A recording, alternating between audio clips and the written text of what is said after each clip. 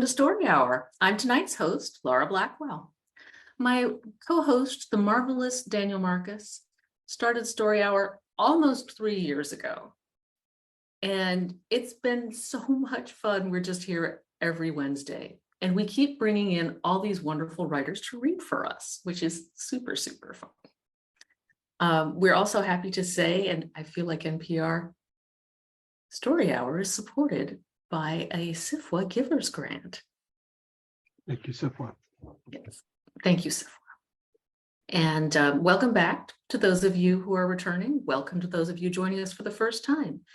The Story Hour format stays the same. We have two wonderful writers reading their wonderful stories for their wonderful nonprofits. So tonight's readers are Josh Rountree, here for the first time, and Daniel Marcus, who you have seen more often as a host than as a reader, but you'll enjoy his writing. Here for like the 100th time or whatever. Right? Yeah, here for the 100 and probably 60-something time, Daniel Marcus, but reading for maybe like the third or fourth. If you can, please consider donating to tonight's featured nonprofits, the Lilith Fund and Union of Concerned Scientists. Josh Rountree is reading for the Lilith Fund. The Lilith Fund provides financial assistance and emotional support while building community spaces for people who need abortions in Texas, unapologetically, with compassion, and with conviction. Through organizing and movement building, it fosters a positive culture around abortion, strengthening people power, and fights for reproductive justice in and with its communities. The Lilith Fund dreams of a reality where everyone has the agency, power, and resources to thrive in their communities. I share that. I like that Lilith Fund. You can learn more at lilithfund.org. Daniel Marcus is reading for the Union of Concerned Scientists. The Union of Concerned Scientists is a national nonprofit organization founded more than 50 years ago by scientists and students at the Massachusetts Institute of Technology. Its mission: to use rigorous, independent science to solve our planet's most pressing problems. Joining with people across the country, UCS combines technical analysis and effective advocacy to create innovative, practical solutions for a healthy, safe, and sustainable future. You can learn more online at ucsusa.org. Check them both out. They're really interesting. And if you're here on Zoom, feel free to leave your camera on. It can be really nice to see readers reacting to stories, and chime in on the text chat if you like. Nice to see a little chatter there already. If you are joining us on Facebook, thank you. We are so glad you're here, and we may not be seeing your messages in real time, so just please be patient with us, please. And our first reader tonight is Josh Rountree. Josh Rountree has published short fiction in a wide variety of magazines and anthologies, including Beneath Ceaseless Skies, Realms of Fantasy, The Deadlands, Bourbon Pen, Pseudopod, Weird Horror, and Found, an anthology of found footage horror. Daniel, do you remember when Robert Levy read his story from Found for us? Yes. That story, oh my gosh. Yeah. It's amazing I still have fingernails because I was so tense hearing that one. Really tense. Heartbreaking too. Josh's latest short fiction collection is Fantastic Americana from Fairwood Press. His novel, The Legend of Charlie Fish, will be published by Tachyon Publications, wonderful San Francisco company, in July 2023. You can get the whole scoop at his website, joshrountree.com. That's Rountree like round tree without the D. No D. Josh, welcome. Thanks so much for having me here. I'm excited to read. We are excited to have you read. What did you bring us tonight? Well, so I plan to read a story called The Guadalupe Witch that originally appeared at Beneath Ceaseless Skies in 2021. It takes place in Texas in the 1890s, and fair warning, it does concern death of a child. So, proceed with caution, in that respect. But apart from that, I think hopefully it's something that everybody will enjoy. So let's kick it off. The Guadalupe Witch. The witch hunter caught up with me along the banks of the Guadalupe River. He was barely old enough to grow a mustache, and I figured my husband had paid him half of what he would have paid someone else with more experience. Ellard was always tight with money, even when it came to important things like killing the mother of his dead son. I was fixing candles on the prow of my keel boat with horseshoe nails and lighting them one by one with a kitchen match when I heard him approach. I had unhitched the horse from the wagon I'd used to haul the boat here and left her to chew at the autumn weeds. The sound of boots slipping down the steep banks sent her trotting away. I watched the man approach, the sunset burning at his back. Mrs. Anderson? Used to be. I don't take your meaning. I mean, I don't answer to that name anymore.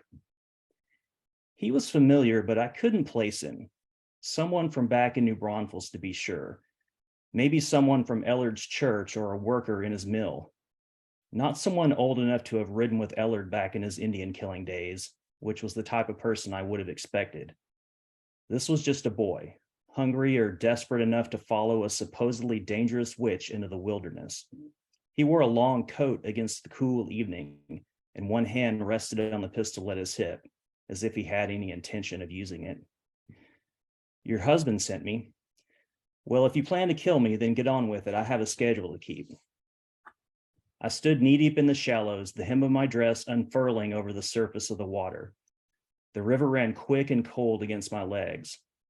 Hackberry leaves traced unhurried paths from overhanging limbs down to the water where they drifted away. I held one hand on the boat to keep it from following just yet.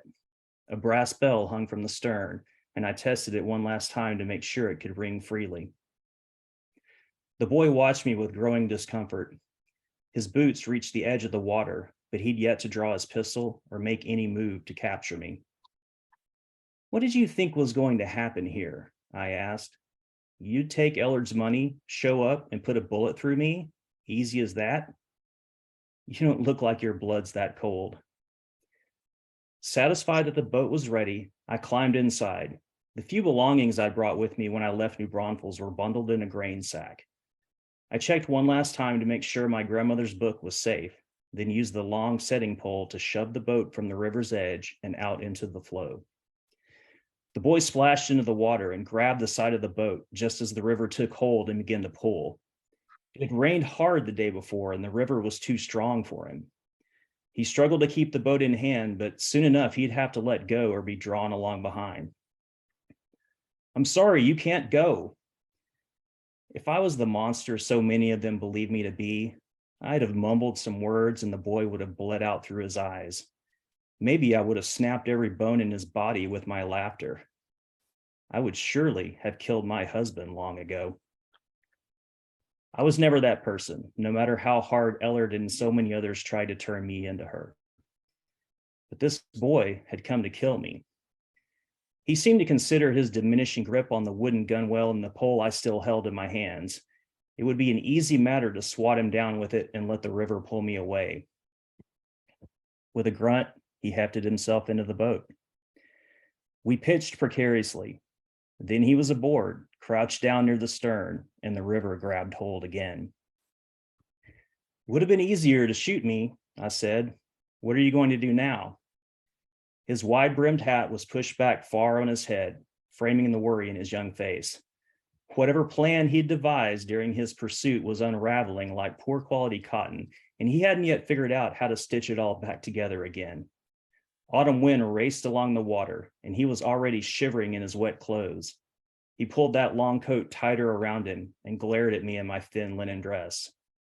The cold didn't cut me. We're just going to follow this river until it takes us into New Braunfels, he said. I can hand you over to Mr. Anderson there. We aren't going that far, I said. Besides, wouldn't my husband be mad if you brought me home still breathing?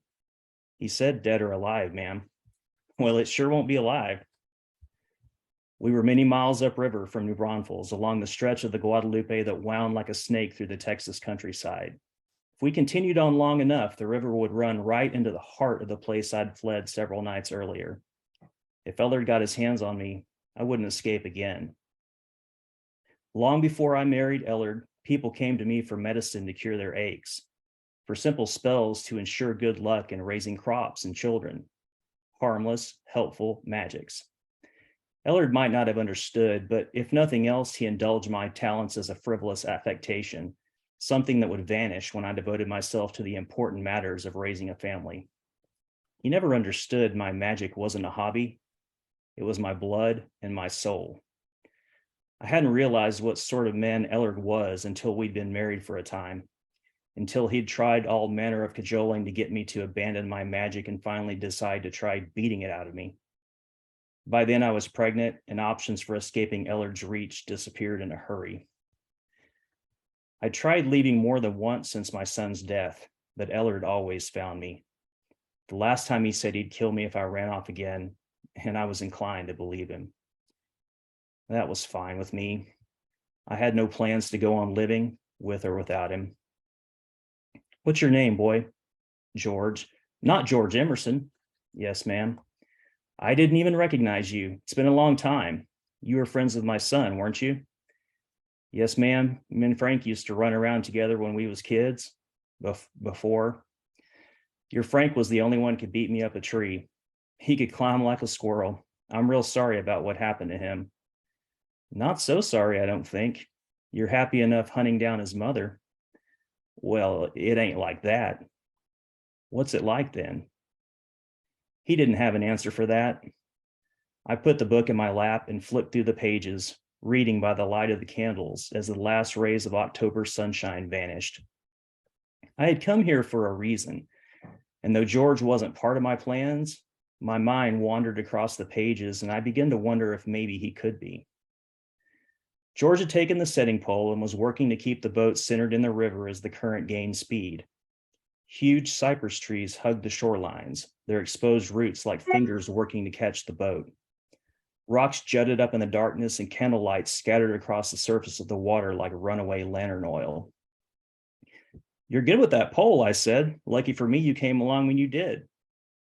You act like you expected me. The world whispers to you if you listen.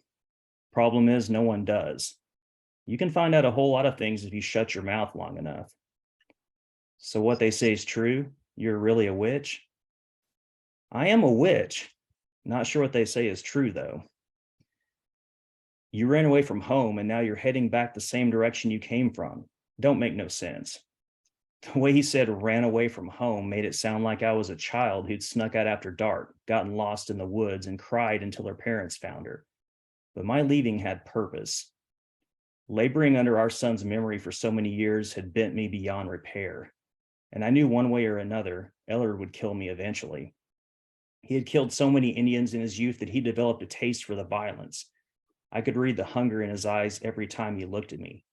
I should at least make my death worth something. I'd spent too long already trying to sort out at what point everything had gone so wrong. Now it was time to make things right again. It doesn't have to make sense to you.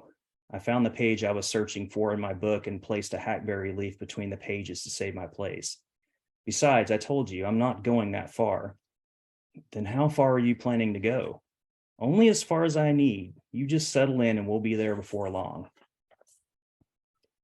Ma'am, I hope you know I can't let you run off. Whenever we stop, I have to take you into custody. I laughed. You're a sheriff now, George? You know I ain't. Then what you mean is you'll take me to Ellard so he can kill me. I don't believe he really plans to kill you. Anyway, I wouldn't let him hurt you none. Oh, well, that's kind of you. He's just mad as all. He doesn't seem like a killer to me. You might want to study him a little closer. I put my hand in the water and let the cold take a bite. I imagine Frank, forever 10 years old, so eager to please the father who'd never wanted much to do with him, waving back at me as they rowed away together, bound for the river. Frank promised me he'd have fresh trout when they came home, but Ellard rowed back alone, and Frank remained at the bottom of the river, held under with ropes and rocks. I didn't even need to listen to the world to learn the truth of what happened. Ellard had told me, bold as day, but he wasn't ready to give up on me. I was like a wild stallion that he was determined to tame. Killing me would be a failure. but he'd decided that he wouldn't be responsible for another generation of witches. And besides, Ellard had never been fond of his son. I believe he saw too much of me in Frank's manner. The hard truth was, Frank had no magic inside him, but he died for it anyway. Are you married, George? Yes, ma'am, just this summer. No children yet, then. I expect you'll have some soon enough. Probably will. You'll die for your child if you have to. You might not understand that now, but you will. I reckon I would if I had to. Can you feel the night growing thin, George? The air around us had quieted, like the darkness was holding its breath. The river had advanced to the point where limestone cliffs stretched along the western riverbank. Candlelight capered along the surface of the stone, creating the unsettling sensation the river had entered a subterranean cave. All I feel is cold. Are you tired of steering yet? No, I'm doing fine. Have you figured out why your pole has gone silent? George plunged the pole into the water for another push, and the wood broke the surface without a sound. He punched at the water again with the same result. He drew the pole into the boat, as if afraid the third time might bring about some calamity. You really are a witch, then. I already told you that I was. Listen here, George, that's nothing but a sign that conditions are in place for what I mean to do here tonight. And what's that? What would you say if I told you my husband killed Frank? Well, I wouldn't believe you. George looked like an overgrown child, huddled at the rear of the boat. He sunk deeper into his coat and pulled the pole up against his chest like a shield.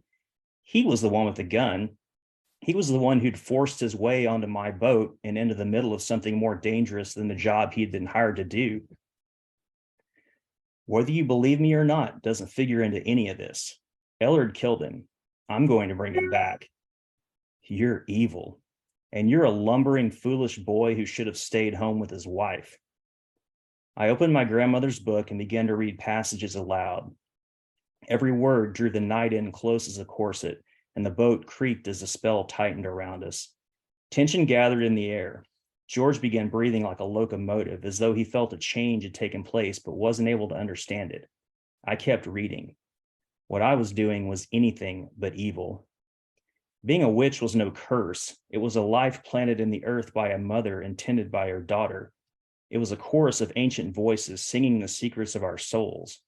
It was a responsibility that could not be cast aside. Those voices wouldn't grow quiet just to please my husband. I wanted to tell all of this to George, but I knew he wouldn't listen any more than Ellard had. Men must be shown things. The air grew so still that only the cliffs and the riverbank passing by gave any indication that we were still moving.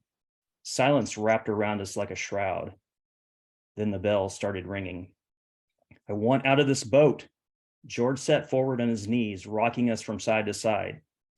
You could swim, I guess, though I wouldn't recommend jumping in the water just yet.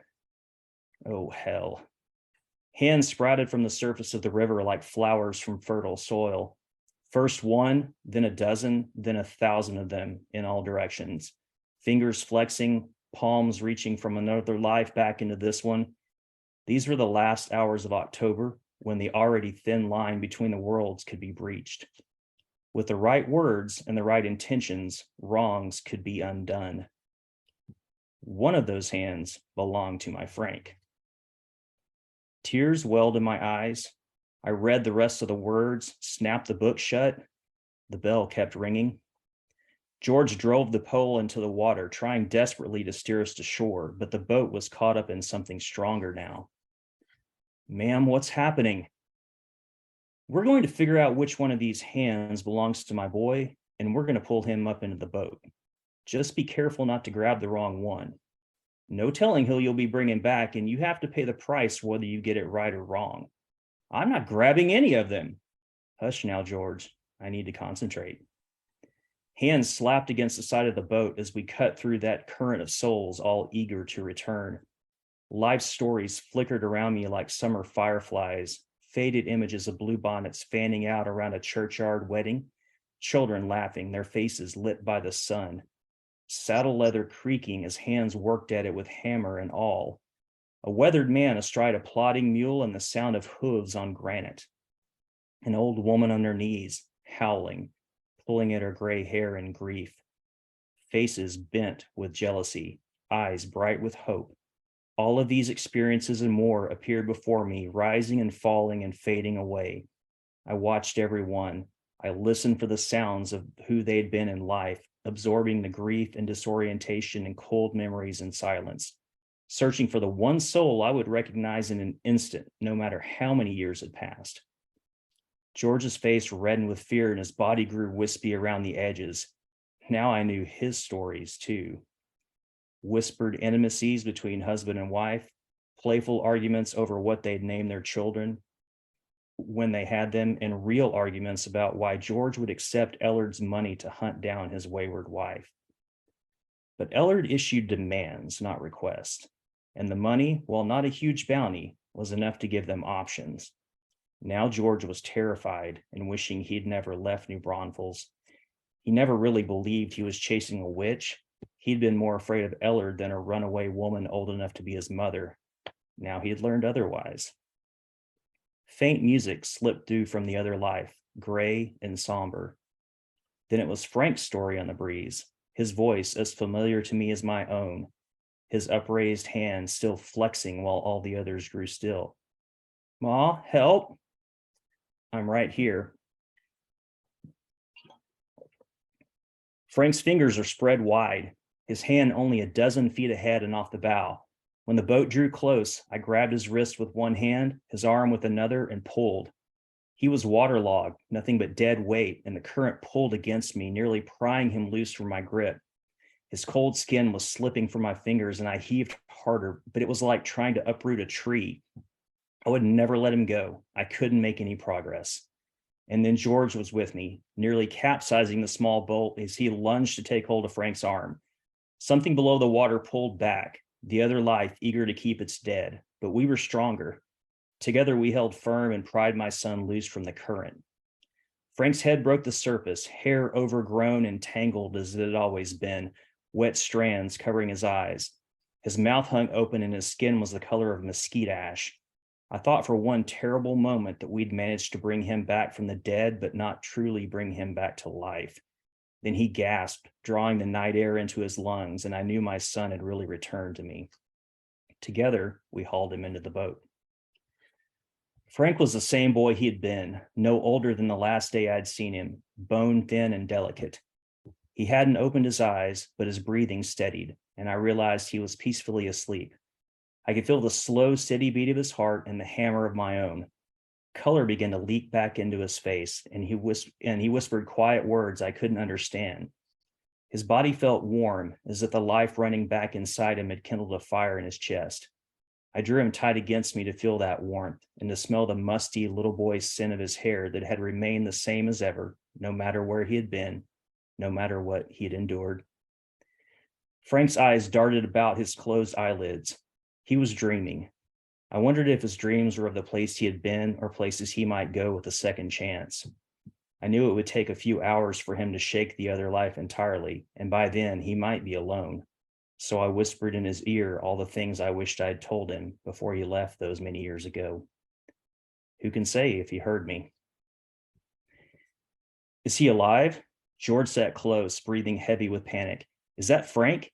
He hasn't aged a day." "He's alive, and he's still a little boy.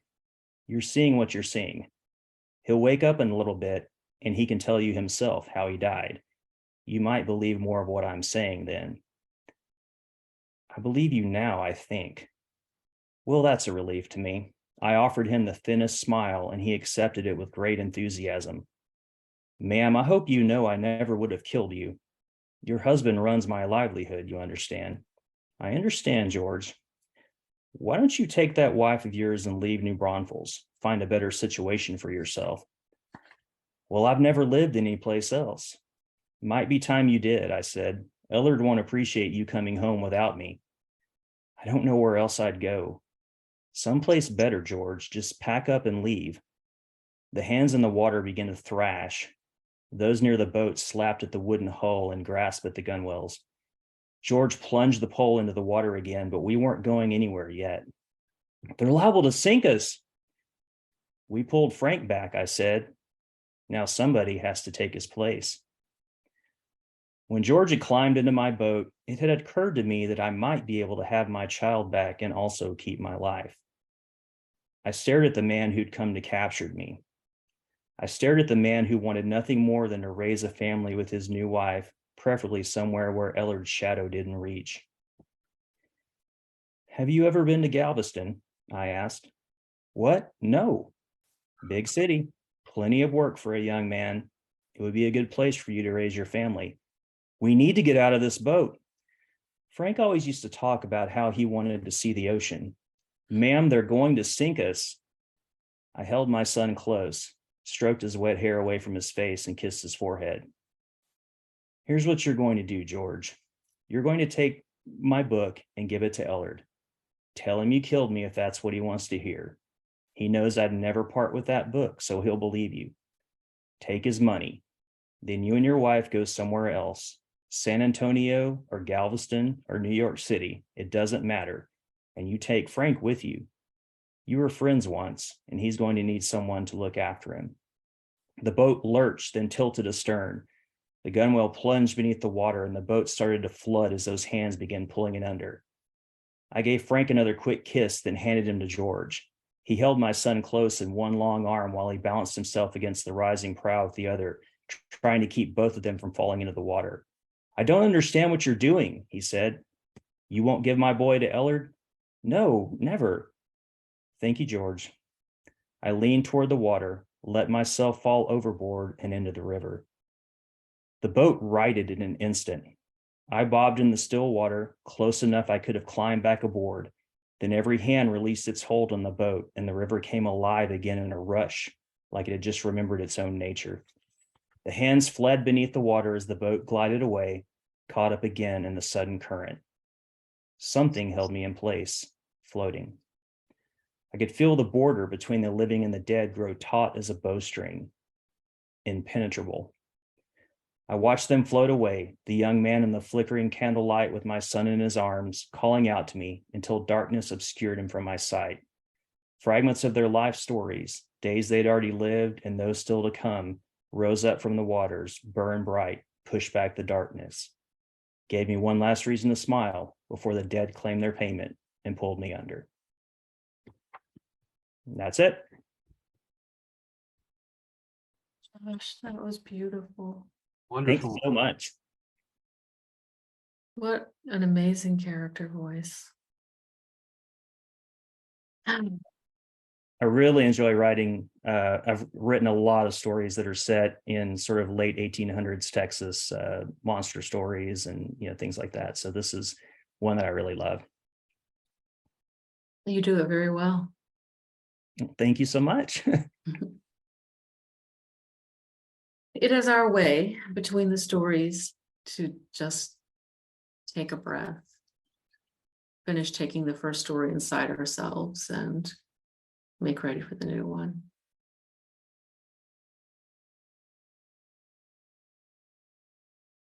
Thank you. Our next reader is Daniel Marcus. Daniel Marcus has published stories in many literary and genre venues, including fantasy and science fiction, Asimov's, Zizova, and Sinking City. It's so hard not to say Stinking City, Daniel. I'm sorry. Name a few. He is the author of the novels Burn Rate and A Crack in Everything, and short story collections Binding Energy and Bright Moment and others. He has taught in the creative writing programs at UC Berkeley Extension and Gotham Writers Workshop. He is a graduate of the Clarion West Writers Workshop, was a finalist for the John W. Campbell Award for Best New Writer, and is the founder and co-host of Story Hour. You can find him online at danielmarcus.com. Daniel, it is my pleasure to welcome you as a reader. Thanks, Laura. I'm going to read a story called Binding Energy. I generally don't provide context, but I'll give a little bit here. I was a mathematician at Lawrence Livermore Lab for about 10 years, and this story is sort of my swan song to the national labs. It Takes place in the early 90s, just after the collapse of the Soviet Union, which was kind of a weird time for national security and nuclear weapons stuff. And it's dedicated to my buddy Carter Scholes. And it was first appeared in Asimov's. And there's an epigraph by John Donne. Batter my heart, three-personed God, for you as yet but knock, breathe, shine, and seek to mend, that I may rise and stand, o'erthrow me and bend your force to break, blow, burn, and make me new. There, stop there. Emil's BBQ. A smiling pig in a clean white apron leans against the cube, brandishing a wicked-looking knife. Emil first came here amused at the confluence of names, but he returns for the dark, smoky sauce laced with cayenne. The driver looks at him in the rearview mirror, nods, and pulls into the parking lot. Bits of silica wink like stars in the soft asphalt. What can I get for you, sir? Flat military monotone, cold eyes brown like river silt. This driver is new and Emil doesn't like him much. The man is a herring. Emil has tried to engage him in conversation several times, but there has been no response other than the monosyllabic. The Negro makes a good soldier, but this one is a lousy chauffeur. Stay, stay, I'll go. He reaches for the door handle, but the driver is too quick. Heat slaps Emil in the face, rising in waves from the asphalt. It is like peering into an oven. Almost immediately, a thin film of perspiration covers his forehead and hands. He slides the cane from his lap and plants it on the pavement. Cut from rough oak, this cane, knotted and polished smooth. His staff, his oaken staff. The ground yields slightly under its tip as he heaves himself to his feet, shakes off the soldier's hand on his elbow. Stay, sit. Familiar stab of pain from his right hip. Not exactly an old friend, but always there to remind him that he is no longer young, nor even middle-aged. A handful of tables sprout like linoleum mushrooms under the harsh fluorescence. A man in greasy coveralls and a long, thick ponytail sits next to the window, tearing strips of flesh from the carcass of a chicken, washing it down with deep pulls from a brown, long-necked bottle. The jukebox is playing a plaintive country song about lost love, redolent with pedal steel and nasal male harmonies. The vinegary barbecue sauce makes Emil's stomach rumble. Beneath that, a shadow of pain. To hell with the ulcer, he thinks. Can I help you, sir? He looks at the woman behind the counter for the first time. A sudden, hollow silence descends. The smell of burnt wiring fills his nostrils. His mouth opens, but he cannot speak. It is her, the traitor. Black eyes bruised with loss, set apart in a moon-shaped face. Rough olive skin, coarse, dark curls, thick lips perpetually poised on the brink of a sneer. Sir? Emil backs up until he bumps into the door. He shoulders it open and spills back into the heat. His limo waits, blinding, white, parked astride two spaces. Are you all right? Yes, yes, take me to the lab. Ensconced in the cool dark of the limo, Emil still feels those eyes on him. The years recede like snow under a lit match, and he sees her in the Senate chambers, 1953, 54, 6 months before the executions. She has no shame. No, I'm not a communist. No, of course not. Never. Besides, what do I know of nuclear physics? Ridiculous, Emil thinks. I'm an old fool. He raps on the plexiglass divider. Sergeant, back to the barbecue place. He'll think I'm going senile, like poor Ronnie. The driver makes a U-turn, threads back through the wide suburban streets. The man with a ponytail stares rudely, hunched over bones and scraps. The woman behind the counter affixes a nervous smile to her face. Can I help you? I'm sorry, you look so much like... Tell me, please, what is your name? She hesitates, looks him over, seems to decide that he is odd, but not dangerous. Jane Lucent. Not Rabinowitz? That nervous smile again. No, not Rabinowitz. Emil sighs. She looks remarkably like her, but it's impossible. The traitor had one daughter who committed suicide in an insane asylum before producing any offspring of her own. That branch of the family tree is kindling. No, of course not. Suddenly, his appetite returns. He looks at the menu posted behind the counter, adorned with garish color photographs, platters of food glistening with grease. I'll have the ribs.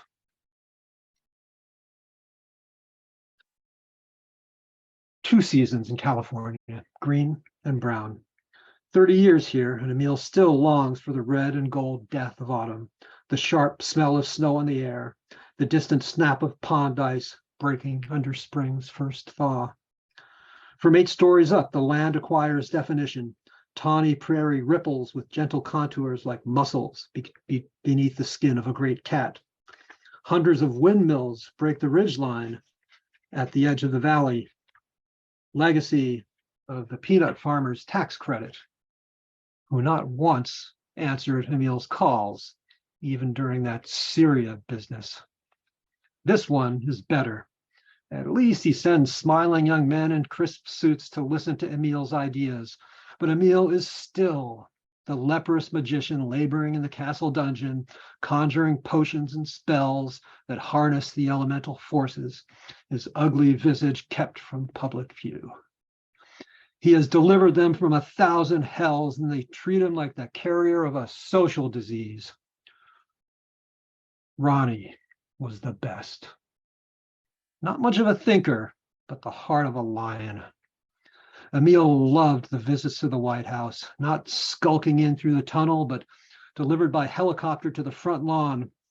The dreams Emil could spin to a receptive ear. Glossy photographs of test shots adorned the oiled mahogany walls of his office. Mike, Priscilla, Romeo. Shrimp, Token, Bravo. Emil was the youngest, and he knows that a father's favorite child is always his first. Mike, a 10.4 megaton Rube Goldberg nightmare of pipes and gauges, valves and switches, filling a building the size of an airplane hangar. It was a miracle it worked at all, but it vaporized the island of Eludulab and punched a hole in the ocean floor. Emil remembers the light of creation flashing against the high Pacific clouds.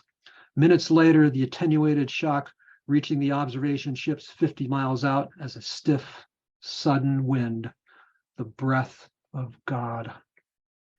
It was a moment of pure Wagnerian joy, all his own. The phone rings 2 sharp bursts, his secretary. He pushes the speaker button. Yes? 15 minutes, sir.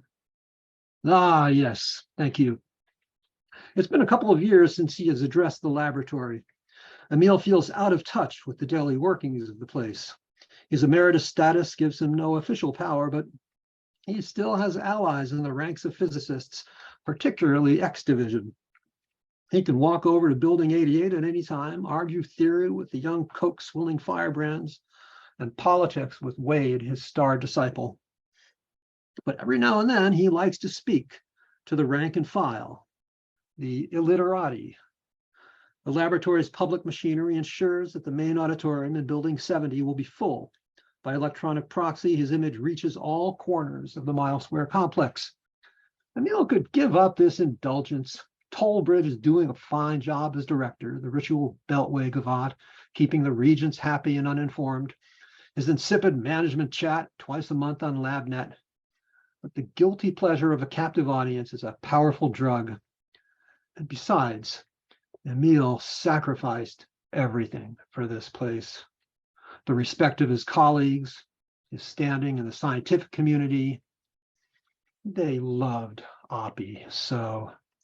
His big, sad eyes. Emil showed them the way, but they still shunned him, saw only his failures. Heat rushes to Emil's cheeks as he recalls the humiliation of the first failed test. A miserable fission firecracker, the flaccid mushroom tickling the tropopause. 10 kilotons, barely a Hiroshima. The phone rings again. Annoyed at the interruption of his reverie, Emil punches the speaker button. What is it? Dr. Wade is here, sir. Ah, good. Send him in. Emil's spacious office seems smaller when Wade enters. 6'4", with the ruddy-cheeked enthusiasm of a college athlete, Wade belies the public stereotype of physicist. He is no skinny, bespectacled caricature scuttling beneath a bank of fluorescence from lab bench to computer terminal, clipboard clutched to white-coated breast. With Wade's square jaw and rough good looks, he could pose for L.L. Bean. But he was Emil's finest student, an extraordinary experimentalist and a first-rate theoretician. He wields the ideas and techniques of physics like a carpenter building a house. No, not a carpenter, a blacksmith. The forge and anvil are metaphors more suited to the manipulation and control of the elemental forces. For the last decade, he has been methodically, surreptitiously stripping Emil of authority in the lab hierarchy, or trying to. Emil plays along. He admires Wade's feral cunning. His own position in the history books is secure. Besides, the old magician still has a few tricks up his sleeve. Emil, you're looking fit. You are a liar, John. Wade eases his big frame into the leather chair in front of Emil's desk, set slightly lower than Emil's own. As usual, he wastes no time. What are you going to talk about? Emil was expecting this. Make sure the old man isn't going to violate national security in his enthusiasm for a good yarn. Oh, the usual. State of the lab, current funding cycle. I thought I'd drop a hint or two about Diamond Prism. Emil watches with amusement as Wade's jaw clenches. I don't think that would be a very good idea. Weintraub from the Herald is going to be there. He already thinks they're the Antichrist. Diamond Prism is entirely black budget right now. Emil holds his hand up, palm forward, as if directing traffic. Relax, John. I just wanted to see whether you actually think I'm incontinent. A frown creases Wade's smooth forehead. Incompetent? I beg your pardon? Wade opens his mouth, closes it. Never mind. The two men are silent. The room fills with ambient sounds, a white noise air conditioner hum, the distant ringing of a phone, the electronic squeal of a fax machine in the outer office. I'll be out of your hair soon enough, John. I'm an old man. He leans towards Wade, lowers his voice. I am sure you don't know this, but Tollbridge is being groomed for secretary. The gratuitous improvisation rolls off Emil's tongue like a dollop of oil. Wade's eyebrows raise. Ah, yes, I knew that would get your attention. I still have sources inside the Beltway. We could bring Collins up to take over X Division and put you in as director. Wade rubs his chin thoughtfully. Oh, Collins isn't ready. The Oberon chute had lousy energy density. Engineering, John, is just engineering. What you're really saying is that you're not ready, yes? To give up your little fiefdom. Wade laughs, a short barking sound. I'm ready.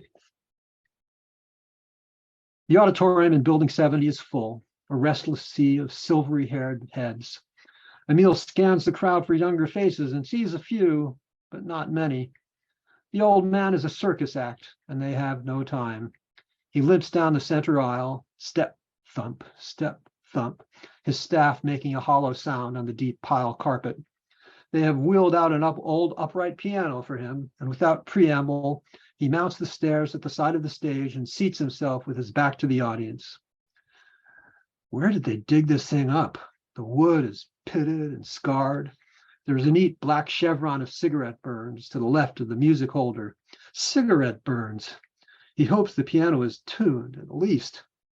Suddenly, His hands feel huge and clumsy. His arthritic knuckles are golf ball-sized knots of pain. His breathing quickens and a flicker of agony lashes up from his sciatic nerve. He was going to play a little Bach, a little Mozart, but that mathematical precision seems out of reach. Stupid indulgence, it's all out of reach. Without thinking, he launches into the promenade from pictures at an exhibition. He hates the acoustic in this room. The ceiling baffles turn all sound into a homogeneous milky paste. The power of the stately opening is muffled and compressed. Remembering suddenly the demands of the next movement, the gnome, Emil feels something tighten across his forehead and a spastic tremble flows down his arms and out his fingertips. The missed note hangs in the air like a fart. Shit. The word echoes in his ears and he realizes that his lapel mic is still on. Cheeks burning, he stumbles through another couple of movements. Each time he returns to the refrain, it is a little more uncertain, a little more out of tempo. Finally, he just stops, breathes. His shoulders sag as if something has left his body. A tenuous vapor of whispers rises from the crowd. Somebody applauds, someone else. A weak, uncertain ripple surges and dies. Emil takes a deep breath, leans on his staff, stands, and turns around. Poor Mazursky. A few nervous laughs. A simple demonstration of quid pro quo. I just did to Russia what they did to us for 45 years. More laughter, another scattering of applause, and it catches this time, fills the hall, fills Emil. He's got them. Imagine, if you will, the following scenario.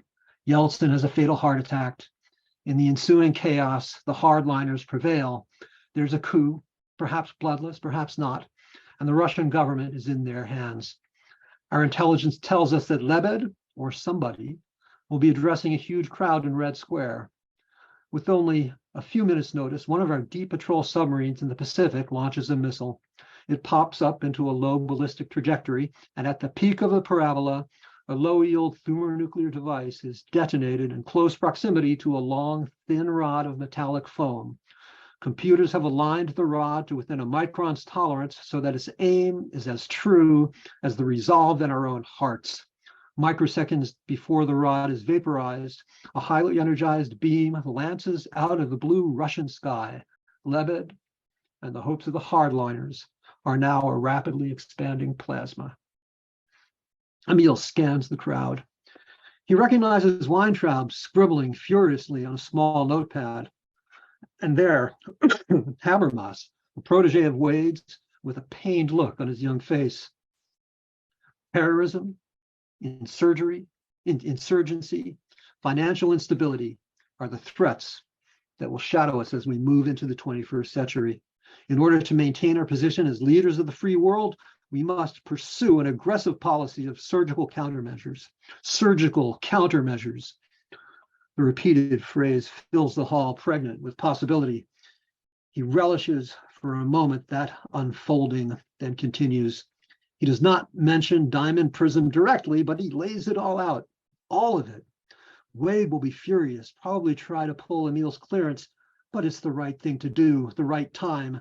Back in Ronnie's administration, they used to come from Washington like dogs to a bitch in heat. The congressmen and their dull, eager staffers, the spooks, the generals, everybody but the scientists.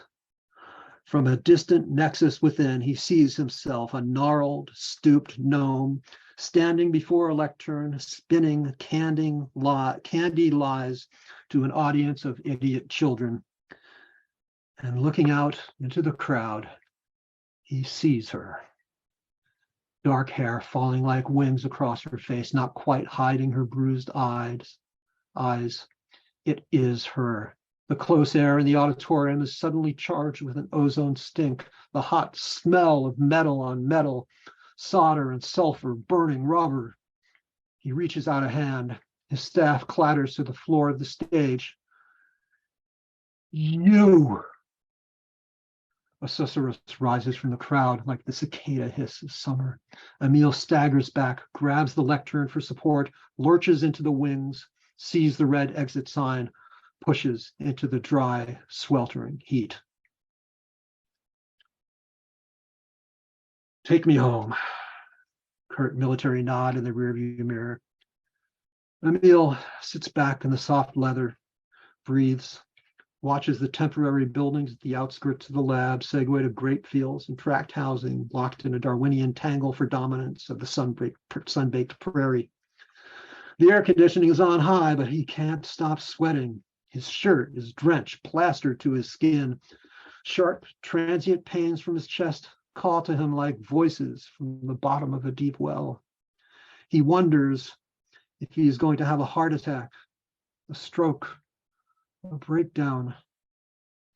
He opens the small refrigerator in front of him and pulls out a bottle of spring water, changes his mind, and from the freezer withdraws a slim flask of vodka. It goes down like liquid metal. Emil sees the driver looking at him in the rear view as he tilts the flask back with shaking hands. The military lack of affect is a perfect vehicle for the contempt Emil knows is there.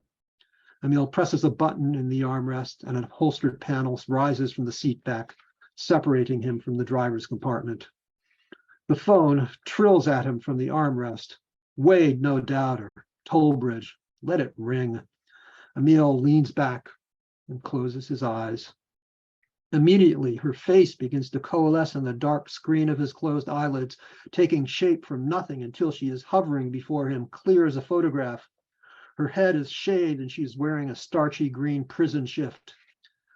The cell behind her is a Caligari nightmare of distorted angles and false perspective. Why are you here? What do you want? She does not respond.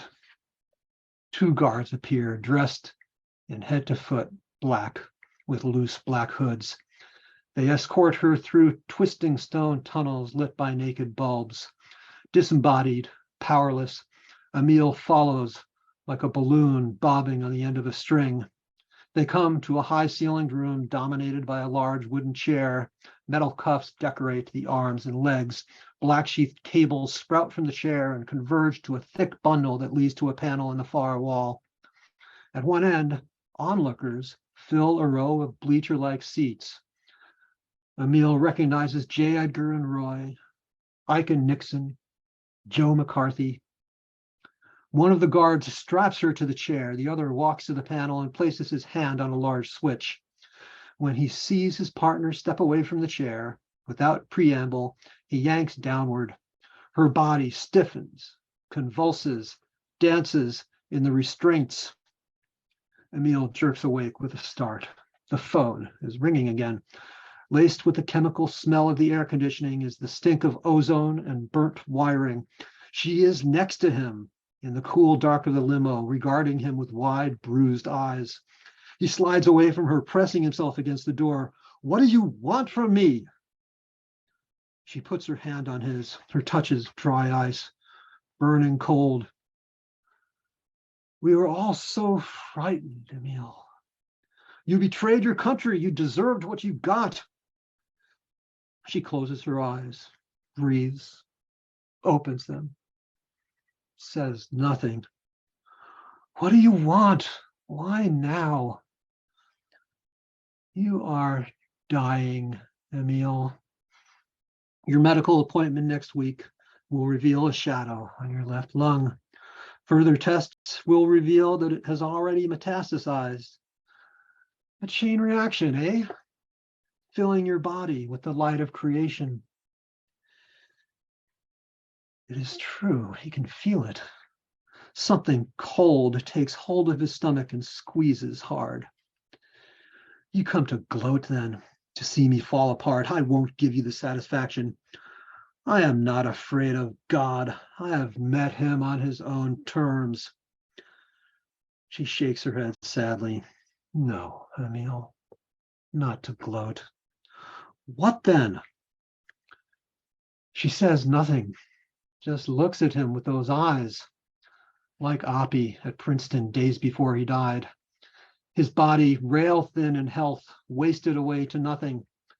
The cancer had eaten away his larynx, so he could not speak, but he was fully alert. He took Emil's hand in his, and his hands were warm and strong. Emil fumbled for words. Perhaps I should not have come. Oppie shook his head, squeezed Emil's hand. Emil met his eyes for the first time and recoiled at the expression, not the loathing he expected that would allow him to gloat privately at his adversary's demise, but a preternatural serenity, compassion, forgiveness. Emil pulled his hands away and fled into the hollow winter morning. He feels himself being drawn into her eyes, wide like Oppie's, all-encompassing, feels unseen tidal forces pulling, as if he is nearing the event horizon of a black hole. He looks away, slaps the intercom button. Driver, pull over. Rattle of pebbles against the undercarriage as the limo comes to a halt on the shoulder of the highway. The limo shudders as a large truck passes. Emil looks to his side again, and she's gone. The burnt electrical smell hangs in the air like a Cheshire grin. He opens the door and steps out into the heat. Sir? Emil gestures the driver back inside. The wake from another passing truck tugs at his suit. The shoulder of the highway is scattered with debris, a hubcap, glittering shards of amber glass, the decomposing corpse of a dog. Emil staggers down the embankment into the prairie scrub. The burning sun is pinned to the sky's blue arch, a white, curdled eye. Behind him, in the limo, the phone begins to ring.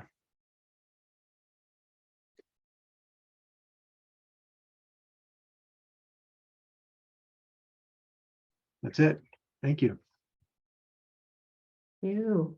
Wow, that was intense. Ooh, you guys. These stories were both so voicey that just really drew me in. Thank you. Thank you both so much. Thank you. Yeah. And Yeah, thank you there. And thank you, Josh. Great to have you here. Thank you for the invitation. I love the opportunity to be here. Well, we're here every week. You're welcome to come back anytime. Daniel and I are always here. And we always have two readers. Next week, our readers are Laura Blackwell and Carlo Jaeger Rodriguez. So that will be fun. I haven't seen Carlo in a long time. And I'm going to read my nightmare story from last year, my Bluebeard retelling, which is, I do recommend checking storyhour2020.com though, just in case of any changes, and also to, look and see which authors are coming up, see which ones you've missed and make you go, gosh darn it, it's actually worth going to Facebook to look at the Story Hour page and find those videos I missed and watch them, because they are so great. Some of them I watch over and over, honestly. Josh, Daniel, thank you both so much for reading for us tonight. This has really been special.